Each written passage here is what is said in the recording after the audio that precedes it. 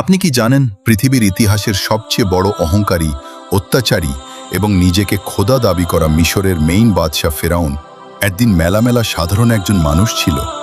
হ্যাঁ, ইতিহাস সাক্ষী দেয় রাজপ্রাসাদে বসার আগে সে ছিল এক্কেবারে অতি সাধারণ একজন মানুষ, যে মানুষের ক্ষেত থেকে তরমুজ চুরি করে এবং তরমুজের ব্যবসা করে নিজের পেট চালাতো। কিন্তু কি এমন অলৌকিক কাণ্ড ঘটেছিল ওনার জীবনে, যার কারণে এক রাতের ব্যবধানে সে তরমুজের ঝুড়ি ফেলে দিয়ে পুরো মিশরের রাজসিংহাসনে গিয়ে বসল?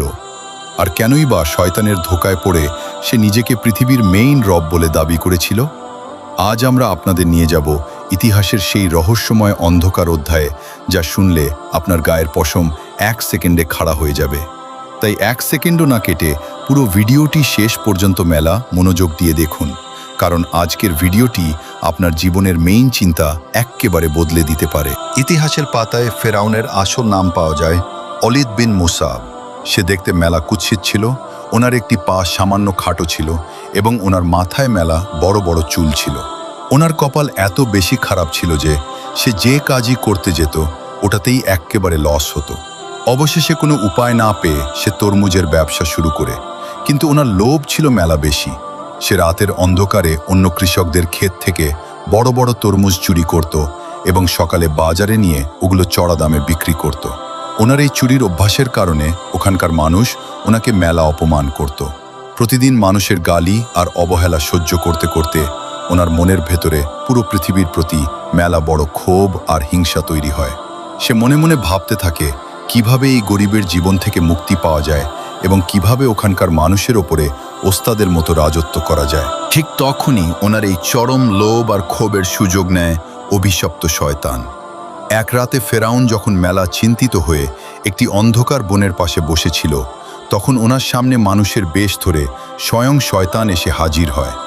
শয়তান ওনাকে বলে, হে ওলীদ, তুমি কি এই তরমুজের অভাবের জীবন থেকে চিরতরে মুক্তি চাও? তুমি কি চাও পুরো মিশরের ধন সম্পদ আর সুন্দরীরা তোমার পায়ের নিচে এসে লুটিয়ে পড়ুক? ফেরাউন মেলা লোভী হয়ে 1 সেকেন্ডে বলে, হ্যাঁ, আমি এক্কেবারে রাজকীয় জীবন চাই। তখন শয়তান ওনার সাথে একটি কড়া আইনি চুক্তি করে। শয়তান বলে, আমি তোমাকে পুরো মিশরের বাদশা বানিয়ে দেব, কিন্তু ওটার বদলে তোমাকে তোমার নিজের ঈমান এক্কেবারে বিক্রি করে দিতে হবে এবং ওখানকার মানুষের সামনে দাবি করতে হবে যে তুমি ওনাদের সৃষ্টিকর্তা বা খোদা। লোভের আগুনে অন্ধ হয়ে ফেরাউন ওস্তাদের মতো শয়তানের সেই কুফরি শর্তে 1 ক্লিকে রাজি হয়ে যায়। এরপর শুরু হয় শয়তানের সেই জাদুকরি ট্রিক্স। মিশরের তৎকালীন বাদশাহ হঠাৎ করেই এক মেলা বড় মরণ ব্যাধিতে আক্রান্ত হয়ে মারা যান। ওনার কোনো সন্তান বা উত্তরাধিকারী ছিল না। ওখানকার নিয়ম অনুযায়ী পরের দিন সকালে শহরের মেইন ফটক দিয়ে যে মানুষটি প্রথম প্রবেশ করবে উঁচু নাকি মিশরের রাজা বানানো হবে। শয়তান রাতের বেলা ফেরাউনের মগজে কুফরি বুদ্ধি ঢুকিয়ে দেয় এবং ওনাকে মেইন ফটকের সামনে এনে দাঁড় করায়। সকাল হওয়া মাত্রই ফটক খুলতেই ফেরাউন প্রথম ব্যক্তি হিসেবে শহরে পা রাখে। ওখানকার উজির নাজির আর সৈন্যরা 1 সেকেন্ডে ফেরাউনের মাথায় স্বর্ণের রাজমুকুট পরিয়ে দেয়।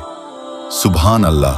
যে মানুষকে গতকাল পর্যন্ত মানুষ তরমুজ চোর বলে গালি দিত, সে আজ পুরো মিশরের একছত্র অধিপতি হয়ে রাজপ্রাসাদে গিয়ে বসল। শয়তানের জাদুতে ওনার রাজকোষ সোনা আর হিরে জহুরতে এক্কেবারে 100% ভরে গেল।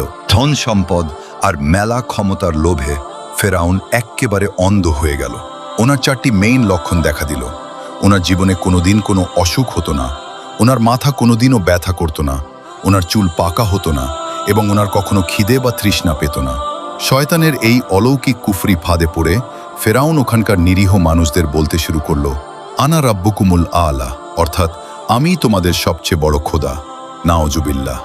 সে আল্লাহর নবী হযরত মুসা আলাইহিস সালামের ওপর মেলা বড় অত্যাচার শুরু করলো এবং বনি ইসরায়েলের নিষ্পাপ বাচ্চাদের ধরে ধরে হত্যা করতে লাগলো। কিন্তু আল্লাহর লাঠি এক্কেবারে অন্ধ নয় বন্ধু। ওনার পাপের ঘোড়া যখন পুরোপুরি 100% পূর্ণ হয়ে গেল, তখন আল্লাহ তাআলা ওনাকে ওনার বিশাল সৈন্যবাহিনী সহ মেইন নীল নদের মাঝখানে 1 ক্লিকে চিরতরে ডুবিয়ে মারলেন। আজ হাজার হাজার বছর পার হয়ে গেলেও আল্লাহ ওনার সেই অহংকারী লাশটিকে মিশরের জাদুঘরে চাক্ষুষ প্রমাণ হিসেবে রেখে দিয়েছেন, যাতে পুরো পৃথিবীর মানুষ ওনার এই তরমুজ চোর থেকে খোদা দাবি করার ইতিহাস দেখে শিক্ষা নিতে পারে।